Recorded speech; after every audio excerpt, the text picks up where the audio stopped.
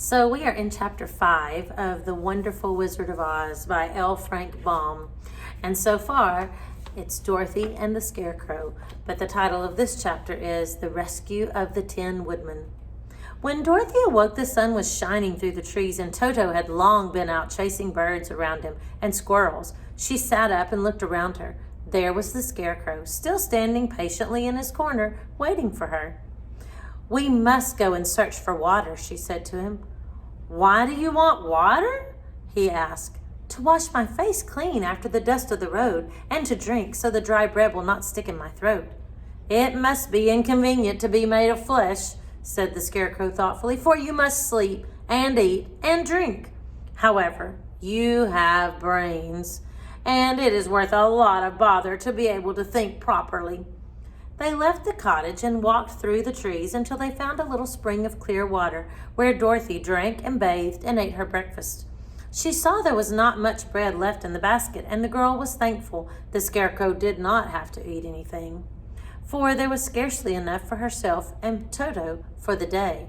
When she had finished her meal and was about to go back to the road of yellow brick, she was startled to hear a deep groan nearby. "What was that?" she asked timidly. "I cannot imagine," replied the Scarecrow, "but we can go and see." Just then another groan reached their ears, and the sound seemed to come from behind them. They turned and walked through the forest a few steps when Dorothy discovered something shining in a ray of sunshine that fell between the trees. She ran to the place and then stopped short with a little cry of surprise.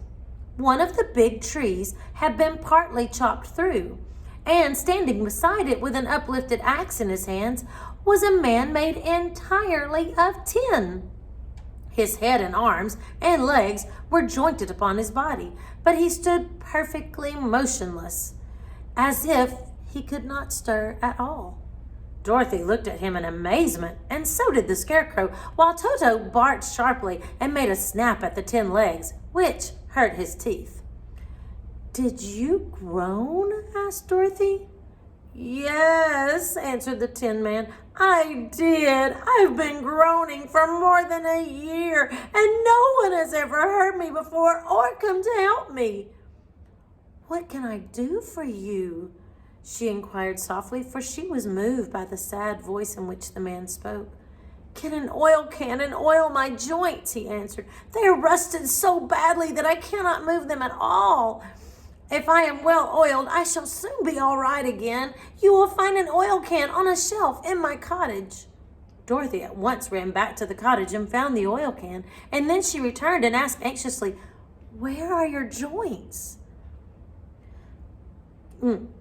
"Oil my neck first," replied the Tin Woodman. So she oiled it, and as it was quite badly rusted, the Scarecrow took hold of the tin head and moved it gently from side to side until it worked freely, and then the man could turn it himself.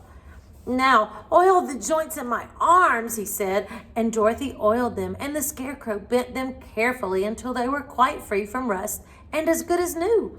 The Tin Man gave a sigh of satisfaction and lowered his axe, which he leaned against the tree. "Oh, this is a great comfort," he said. "I've been holding that axe in the air ever since I rusted, and I'm glad to be able to put it down at last. Now, if you will oil the joints of my legs, I shall be all right once more." So they oiled his legs until he could move them freely, and he thanked them again and again for his release, for he seemed a very polite creature and very grateful. "I might have stood there always if you had not come along," he said, "so you have certainly saved my life. How did you happen to be here?" "We are on our way to the Emerald City to see the Great Oz," she answered, "and we stopped at your cottage to pass the night." "Why do you wish to see Oz?" he asked. "Oh, I want him to send me back to Kansas, and the Scarecrow wants him to put a few brains in his head," she replied. The Tin Woodman appeared to think deeply for a moment. Then he said, "Do you suppose Oz could give me a heart?" "Why, I guess so," answered Dorothy. "It would be as easy to give as it would to give the Scarecrow brains." True, the Tin Woodmen returned. So if you will allow me to join your party, I will also go to the Emerald City and ask Oz to help me. Come along, said the Scarecrow heartily, and Dorothy added that she would be pleased to have his company.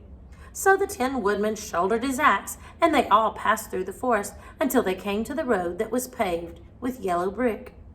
The Tin Woodman had asked Dorothy to put the oil can in her basket, for, he said, if I should get caught in the rain and rust again, I would need the oil can badly.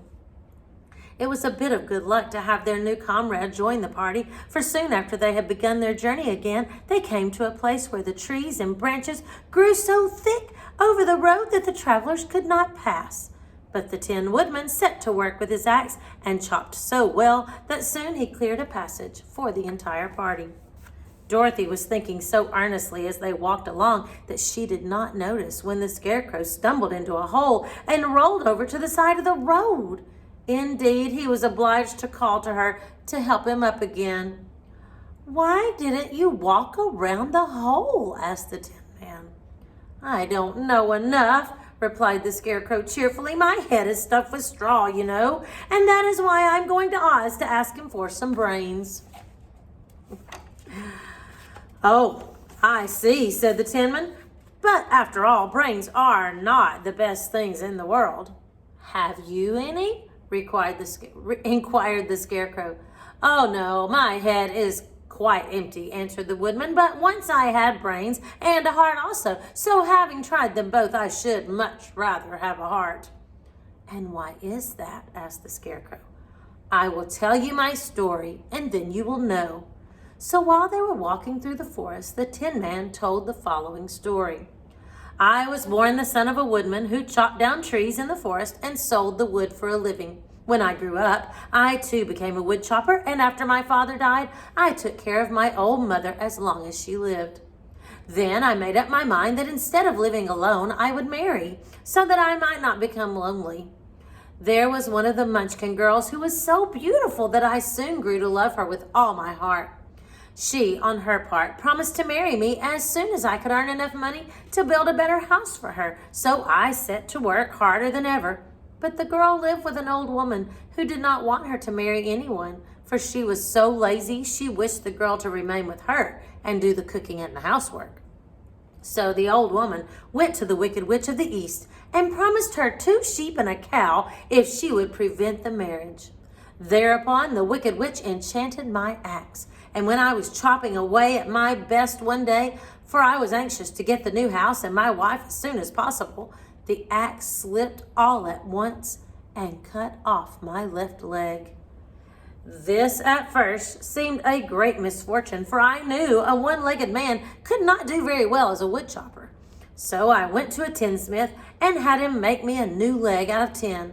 The leg worked very well once I was used to it, but my action angered the Wicked Witch of the East, for she had promised the old woman that I should not marry the pretty Munchkin girl. When I began chopping again, my axe slipped and cut off my right leg. Again I went to the tinsmith, and again he made me a leg out of tin. After this, the enchanted axe cut off my arms, one after the other. But nothing daunted, I had them replaced with tin ones. The Wicked Witch then made the axe slip and cut off my head. Well, at first, I thought that was the end of me, but the tinsmith happened to come along and he made me a new head out of tin. I thought I had beaten the Wicked Witch then, and I worked harder than ever, but I little knew how cruel my enemy could be. She thought of a new way to kill my love for the beautiful Munchkin maiden, and made my axe slip again, so that it cut right through my body, splitting me into 2 halves. Once more the tinsmith came to my help and made me a body of tin, fastening my tin arms and legs and head to it by means of joints, so that I could move around as well as ever. But alas, I now had no heart, so that I lost all my love for the Munchkin girl and did not care whether I married her or not. I suppose she is still living with the old woman, waiting for me to come after her. My body shone so brightly in the sun that I felt very proud of it, and it did not matter now if my axe slipped, for it could not cut me. There was only one danger, that my joints would rust. but I kept an oil can in my cottage and took care to oil myself whenever I needed it. However, there came a day when I forgot to do this, and being caught in a rainstorm, before I thought of the danger, my joints had rusted, and I was left to stand in the woods until you came to help me. It was a terrible thing to undergo, but during the year I stood there, I had time to think that the greatest loss I had known was the loss of my heart. While I was in love, I was the happiest man on earth, but no one can love who has not a heart, and so I am resolved to ask Oz to give me one. If he does, I will go back to the Munchkin maiden and marry her. Both Dorothy and the Scarecrow had been greatly interested in the story of the Ten Woodmen, and now they knew why he was so anxious to get a new heart. All the same, said the Scarecrow, I shall ask for brains instead of a heart, for a fool would not know what to do with a heart if he had one. I shall take the heart, returned the Tin Woodman, for brains do not make one happy, and happiness is the best thing in the world. Dorothy did not say anything, for she was puzzled to know which of her two friends was right, and she decided if she could only get back to Kansas and Aunt Em, it did not matter so much whether the Woodman had no brains and the Scarecrow no heart, or each got what he wanted.